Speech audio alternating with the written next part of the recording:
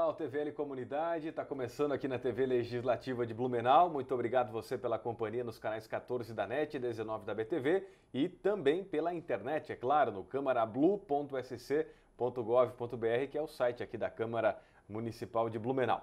Nosso primeiro assunto no Comunidade dessa semana, né, estreando também o TVL Comunidade em 2019, vai ser o IPTU aqui em Blumenau, que já está chegando na casa dos blumenauenses, inclusive muitos já pagaram, né, o seu IPTU desse ano de 2019. Está com a gente aqui o Glauco Duarte, que é o coordenador do IPTU aqui na cidade, vai coordenar agora a central também do IPTU, que já abre nesta quarta-feira, né, dia 30, né, Glauco, é isso, né?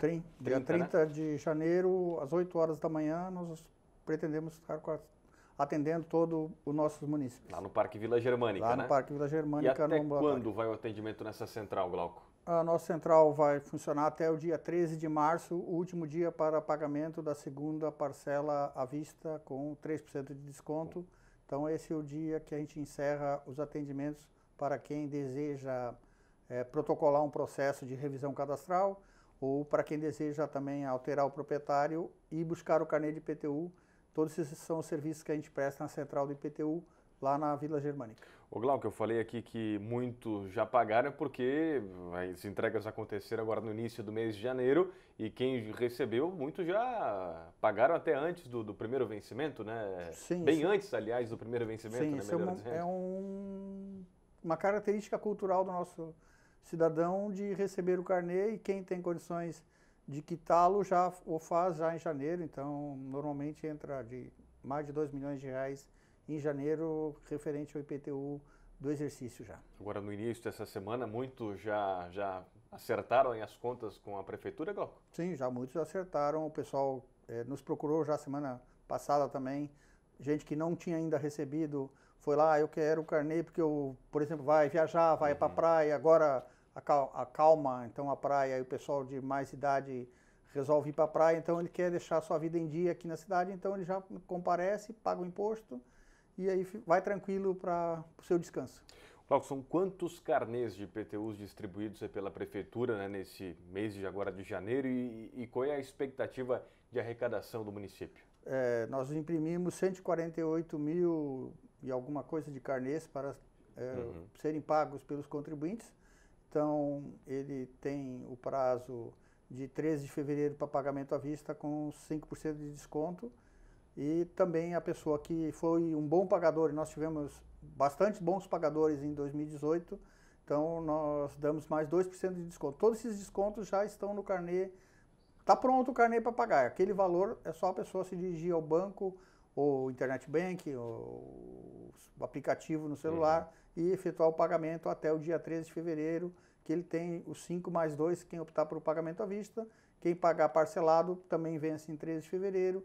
E aí, se ele foi um bom pagador, ele também ganhou o desconto de 2%. E tem as folhinhas lá no carnê bem certinho, sim, tá, né, Glauco? Tá tudo bem especificado lá, né? Está tudo bem especificado, tem uma folha com o calendário. É importante dizer que o nosso pessoal é um bom pagador, Rodrigo, porque nós damos, do possível, 77% do possível foi concedido de desconto de bom pagador. Então, o pessoal pagou em dia e pontual. Isso chegou a um percentual de 77%, pagou em dia e pontual. Do ano passado. Do ano passado. Que já ganhou 2% de desconto automaticamente nesse ano. Isso, e mais 87% foi o total que pagou, porque só 13% foi para a dívida ativa. Então, quase 87% pagou, mas aí tem a diferença de 10% que pagou fora do prazo. Então, mais ou menos, quase 90% dá para dizer que do blumenauense paga o seu IPTU, 10% ficou ali na dívida ativa, que não acertou as contas. Não acertou as contas no ano passado, mas muita gente já está também pagando esse ano. Exatamente, tentando recuperar, né? Até porque tem as campanhas, né, que a Prefeitura faz e a Secretaria da Fazenda ao longo do ano, né, de recuperação fiscal, até para tentar arrecadar, né, impostos que as pessoas acabam, né, por dificuldades financeiras, não pagando, né, Glauco? Ao não pagar, acho que o 90% dos não pagantes é dificuldade financeira e os outros 10% é que seriam pessoas que não se conformam com o pagar o imposto. Sim, que não querem pagar. Até porque não fala imposto, né? Gera muitas críticas das pessoas e quando o retorno, a volta. Isso não é só municipal, é estadual, é federal, né? O Brasil, ele é conhecido pela alta carga tributária, né, Glauco? é o que falo, mas aí teria que discutir o orçamento. Não nos cabe aqui discutir o orçamento, aí é função do legislador e do governo. É verdade, é o que se fala, né? O que Sim. os especialistas, né, comentam, enfim. Mas, enfim, o IPTU está aí, tem que ser pago, até o município depende desse dinheiro também, né, Glauco? Então é importantíssimo as pessoas acertarem aí as contas com o IPTU. Vamos explicar para o telespectador, Glauco, como é que é feito esse cálculo, né? Como é que a prefeitura chega ao valor que fulano paga tanto, ciclano paga isso, e no bairro paga tanto, aqui no centro paga X, Y e por aí vai. Vamos explicar, tentar explicar de forma prática assim como é que é feito esse cálculo do poder público em relação a essa cobrança do IPTU, de cada casa, de cada imóvel, terreno, Sim, enfim. podemos explicar. Vamos lá. O imposto ele é dividido em duas partes. Primeiro, o imposto do terreno. Do terreno, ele é dividido o valor do metro quadrado do terreno por zonas fiscais. Zona fiscal 1, 2, 3 e 4. Então, quanto 1 é centro e em torno do centro, Ponta Aguda.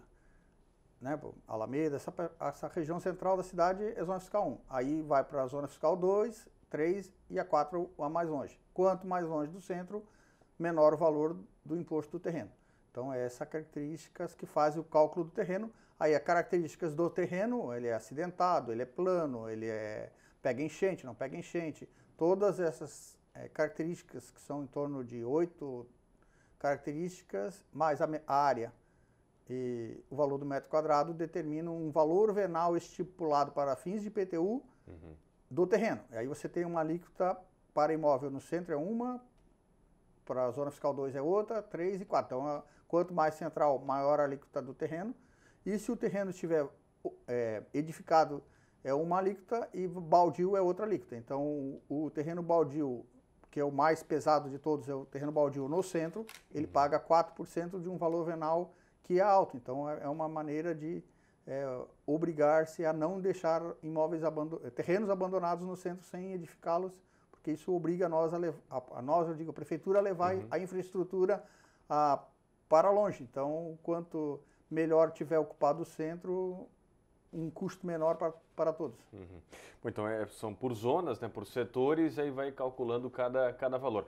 Isso é o imposto do terreno. Do terreno, né? Tem o da imposto da edificação. Tem o predial, né? Porque o imposto territorial e predial, né? Urbano. Aí isso é a sigla do IPTU. Agora tem o predial, que é outro valor. É outra coisa. O predial ele tem um valor fixado pelo município, que é o nosso CUB, que todo mundo conhece, né? O CUB é um termo, não é CUB nosso, é valor de reprodução, mas para fazer uma associação, quem nos assiste, então o nosso CUB ele tem um fixo. Esse valor, ele todo ano é o que é reajustado conforme a inflação. Em cima dele, a gente aplica redutores conforme o fator de depreciação, que é aquele que foi mudado ano passado com a alteração legislativa, que você tem, ao longo do tempo, percentuais de desconto em cima desse valor do metro quadrado pela depreciação do imóvel. Quanto mais velho o imóvel, menos valor efetivamente ele tem. Nós procuramos reproduzir essa desvalorização do imóvel ao longo do tempo para fins de IPTU. E também a outra questão é a composição da característica do imóvel. O teu imóvel é baixo padrão, médio padrão, alto padrão ou intermediário entre o médio, o baixo e o alto e o médio Então, isso é calculado de que maneira, para explicar para as pessoas? Isso são levados o tamanho, são os móveis que dentro da casa? Não, nada disso. O que conta, Glauco? Primeiro que a gente, na hora que faz a fiscalização, a vistoria lá no imóvel, não se entra dentro das casas das pessoas para fazer a vistoria. Então, ela é feita conforme as características externas do imóvel. Então, o padrão é determinado por material predominante, a estrutura, se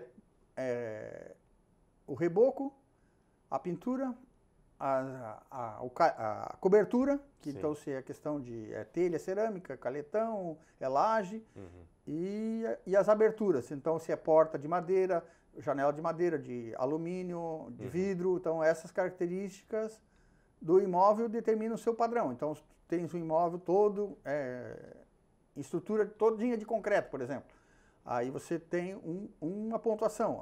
Ainda tem cobertura de laje, alumínio anodizado. Então pintado, rebocado, todas essas coisas fazem com que você tenha um imóvel de padrão médio-alto que implica num desconto menor no metro quadrado, aquele cube que a gente falou, valor de referência, e um valor de avaliação para fins de IPTU mais alto do que o teu vizinho do lado, que, por exemplo, tem uma casa que não foi nem rebocada nem pintada. Então, por isso ela que tem essa diferença. Às vezes a pessoa, o meu vizinho tem uma casa maior que a minha e paga menos imposto. É aí que a gente vai sentar para explicar as diferenças que tem, porque está na lei. Então, mas o teu vizinho aparentemente é maior.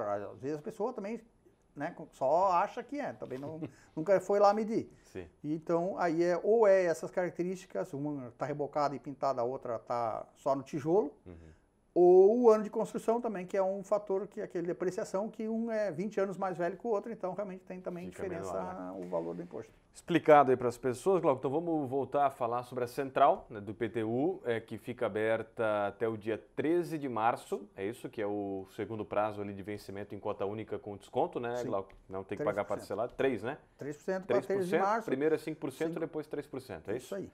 E lembrando que o IPTU teve o reajuste apenas da inflação agora, de 2018 para 2019, né? 3,56. Então, todo contribuinte que recebeu um carnê que a diferença for de 3,56 ou menor, que isso, porque teve gente que, por exemplo, o fator de depreciação que mudou naquele ano, esse ano a pessoa passou uma depreciação de 5%. Então, o IPTU de 2019 dele vai ser menor que o de 2018, porque ele ganhou 5% de desconto na depreciação e teve 3,56 de reajuste. A depreciação é de quanto em quanto tempo que dá o desconto, Glauco? A depreciação tem um período, os imóveis residenciais é de 5, 7 anos e os imóveis comerciais é um prazo maior, 10 anos para depreciar. Certo. Mas tudo isso é feito automático, né? No sistema, então para as pessoas também não ficarem calculando. Calculando, não tinha. Está feito lá. É óbvio que estamos falando aqui para a pessoa, mas esse ano eu recebi um carnê menor. Então, é menor porque passou por um processo de depreciação. Muitas pessoas também já nos ligaram, nos procuraram, por que esse ano eu não estou mais pagando imposto? Porque ela caiu na faixa de depreciação, então, os isentos por valor venal, em torno de 8 mil imóveis são isentos por valor venal, são imóveis abaixo de R$ 16.300 para fins de IPTU, esses também estão isentos e vão receber um carnê com valor 00. Porém, 148 mil vão ter que pagar o carnê, né, que já estão recebendo. Quem não recebeu, muitos vão procurar a central, né, a partir dessa quarta-feira, agora, dia 30. Só que dá para imprimir, para a gente finalizar aqui a conversa, pela internet, que é muito simples, fácil, né, Glauco? E facilita a vida das pessoas também, né? No site da Prefeitura. Tem lá no site, no blumenau.sc.gov.br/cidadão, tem um link, o terceiro link, que deve ser para a emissão de carnê, para quem não recebeu o carnê.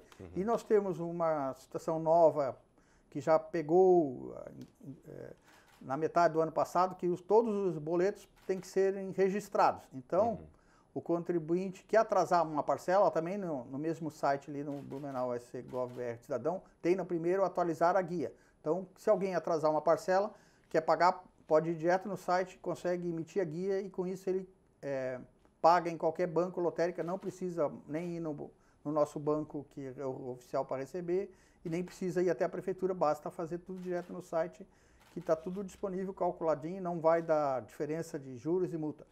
Outra coisa importante para falar, Rodrigo, é quem não recebi meu carnê, eu vou lá no carnê e emito na internet, você tem que aguardar no mínimo meia hora para fazer o pagamento, porque hoje todos os boletos são registrados no Banco Central, então nossa comunicação com o banco é rápida, é meia hora, mas o banco com a centralizadora dos bancos, às vezes demora um pouco mais. Então esperar um pouquinho. Esperar um pouquinho, porque emite, e se puder emitir um dia anterior, melhor ainda. E a gente está sempre, tem uma pessoa destacada na prefeitura para ficar o tempo todo monitorando se está registrando. Então a gente está acompanhando isso direto para tentar dar o menos de transtorno possível.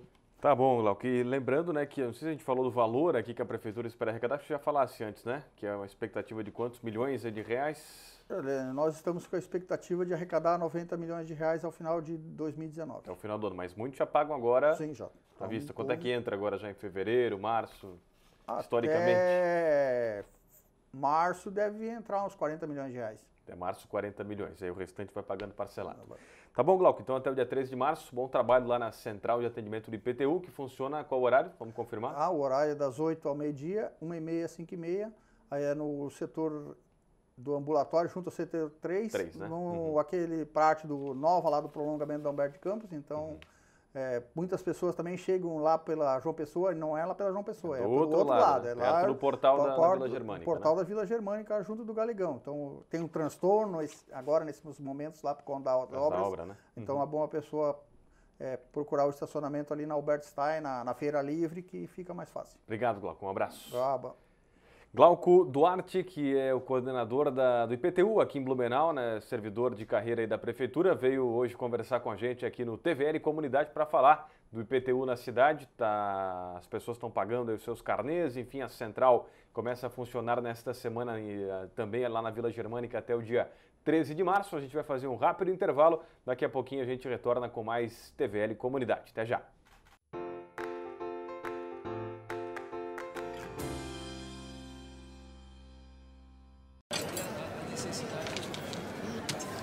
Hoje pode deixar que a conta é minha. Tá, mas você não vai dar nenhuma conferida? A Câmara de Vereadores de Blumenau tem um compromisso com a cidadania e sabe da importância de parar e conferir suas contas. No portal da Transparência, a Câmara disponibiliza informações sobre a gestão de seus recursos para a comunidade. É isso aí, você tem toda a razão. Exerça sua cidadania, fiscalize. Câmara de Vereadores, independência e transparência cada vez mais perto de você.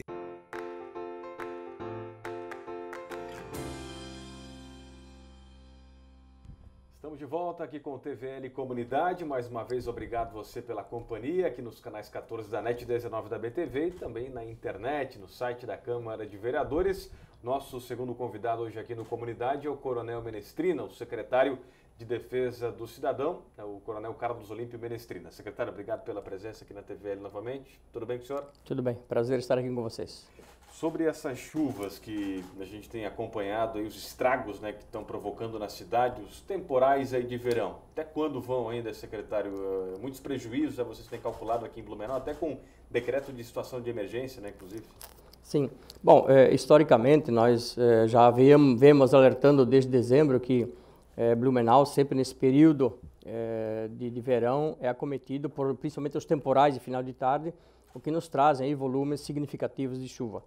Nós tivemos 2 eventos especificamente, na semana retrasada, na quinta-feira, onde nós tivemos praticamente 100 milímetros de água na região da Itupavazinha, e neste final de semana, novamente, 78 milímetros de água novamente em Itupavazinha. A gente estima pela história, porque previsão não tem como fazer a longo prazo, né? Pela história que nós devemos entrar até pelo menos final de fevereiro, com a possibilidade de haver esses temporais e esse quantitativo de chuva significativo que possa atingir alguma região de Blumenau. Diferente do ano passado, por enquanto, ainda bem, nesse momento não temos mortes ainda registradas, né, Coronel? Porque ano passado teve um casal que morreu, levado pela enxurrada, na Itupavazinha também, né? Exato. Eu considero, apesar de tudo, um ponto positivo, né, desse período, porque não tivemos nenhuma vítima, nem fatal e nem com nenhuma lesão, né? Isso quer dizer que também a população acaba absorvendo essas orientações, esses ensinamentos, né, para que eles não se exponham, né, diante de uma enxurrada, né, evitando transpor principalmente locais alagados, porque em locais alagados podem esconder perigos, né, podem esconder crateras ou outro tipo de perigo. Então é sempre bom respeitar os alagamentos e evitar transpô-los quando eles estão presentes. Secretário, por que a cada ano que passa, não sei se é uma questão de evolução das cidades e aí os serviços acabam, né, ficando um pouco aquém, enfim, a cidade vai crescendo, vai se desenvolvendo, né, a população vai aumentando, parece que a cada ano que passa os alagamentos estão aumentando, né, mais ruas são atingidas, enfim, até com as enxurradas agora a gente percebe um pouco isso, né? Até nós estamos um trabalho de mapeamento dos locais que esse ano nós tivemos os alagamentos, mas o que nós estamos enfrentando muito são obstruções provocadas pelo próprio homem. Nós temos, por exemplo, no próprio Ribeirão de Itupavazinha, onde se decidiu fazer essa drenagem, né, essa desobstrução e esse desassoreamento, porque ali nós encontramos materiais de construção, muros que foram pedaços de muro, lixo reciclável que não deveria estar ali. Então, claro, também o poder público tem que fazer a sua parte, mas acho que a sociedade também está na hora de se conscientizar para que a gente respeitamos, né, a natureza e respeitamos esses locais que servem como fluxo de água normal, né, quando caem principalmente essas trovoadas no final de tarde. Eu disse, nós completamos 10 anos da tragédia de 2008 em novembro passado. Nós evoluímos nesses 10 anos em estrutura, em equipamento, né, em conhecimento. O que nós não evoluímos foi em conscientização. Eu acho que essa parte de consciência é que o povo tem que desenvolver e nos ajudar, enquanto poder público, para que a gente possa mitigar os efeitos dessas chuvas que normalmente atingem Blumenau. Se for pegar Itopavazinha, já choveu aí tranquilamente mais de 200 milímetros em pouco tempo, aí, né? Espaço curto de período, né, Coronel? E é preocupante, vocês se preocupam com essa questão de deslizamentos aí de terra com tanta chuva que está caindo? Sim, claro. Essa é uma consequência quando caem esses temporais. Por isso que a gente, com o Alerta Blue, sempre indica mais ou menos a região que vai cair. E nós temos mapeados os locais onde já ocorreram deslizamentos. Por exemplo, na última quinta-feira da semana retrasada, nós tivemos 78 deslizamentos. Pequeno e médio porte, mas tivemos. Então, a nossa preocupação é a evolução desses deslizamentos, né, e as consequências que eles podem trazer. É por isso que é importante sempre prevenir, evitar de fazer intervenções erradas no terreno, porque 99% dos deslizamentos ocorrem por intervenção do homem de forma errada, né? Então, isso tudo é uma consequência, mas é claro que nós temos que trabalhar todos os requisitos, a parte de obras, mas também a parte de consciência. Para a gente fechar esse assunto da chuva, a gente já vai falar um pouquinho sobre a tragédia que ocorreu aí na sexta-feira, final de semana agora lá em Minas Gerais, né, Coronel? Sua presença aqui também hoje para isso.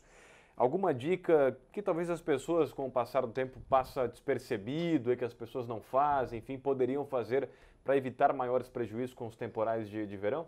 Sim, claro. Preventivamente, fazer a limpeza de todas as canalizações, todas as drenagens, não só as particulares, também as públicas, preocupar-se na frente da sua rua, no seu ribeirão, ajudar a fiscalizar aquela pessoa que está jogando detritos não recomendáveis no ribeirão, chamar a fiscalização, né? Porque isso tudo ajuda. Se tiver uma drenagem bem feita, a facilitação, a vazão da água se torna mais fácil, né? E se não tiver, acabam criando obstáculos e isso acaba represando a água e formando, então, mais alagamentos ainda daqueles que naturalmente nós teríamos. E vamos cuidar porque tem mais chuva pela frente, mais temporais, o calor continua, né, Coronel? Sim, a tendência é essa, é essa. Nós normalmente, quando ocorre uma previsão de maior proporções, nós alertamos a população, mas existem normalmente precipitações médias que também podem trazer esses problemas de alagamentos em alguns pontos da cidade. O que o senhor, Coronel, que já tem experiência aí, né, com a tragédia de 2008 e outros eventos catastróficos aqui na região, ambientais também, enfim, já trabalhou por anos aí no Corpo de Bombeiros, pode nos falar sobre o que está vendo, o que está acompanhando lá em Brumadinho com o rompimento dessa barragem da mineradora, lá espalhando dejetos, né, lama, enfim, rejeitos para todos os lugares e matando tantas pessoas e com tanta gente desaparecida ainda, né, Coronel? Foi uma tragédia, né, lamentável, né? Eu sempre digo, quando eu assumi a Defesa Civil no passado, eu me torno até chato. Acho que uma das missões da Defesa Civil em qualquer local do Brasil é identificar riscos potenciais que existem na cidade. E para todos eles, nós temos que ter protocolos muito bem definidos. Quando eu assumi, inclusive, provoquei. Se acontecer hoje um incêndio no Hospital Santa Isabel, que é o maior hospital da cidade, qual é o protocolo que existe para evacuação, para mitigação dos efeitos? Então, Santa Catarina, nós temos 9 barragens com rejeitos minerais que são localizados no sul, rejeitos provenientes da mineração do carvão, né?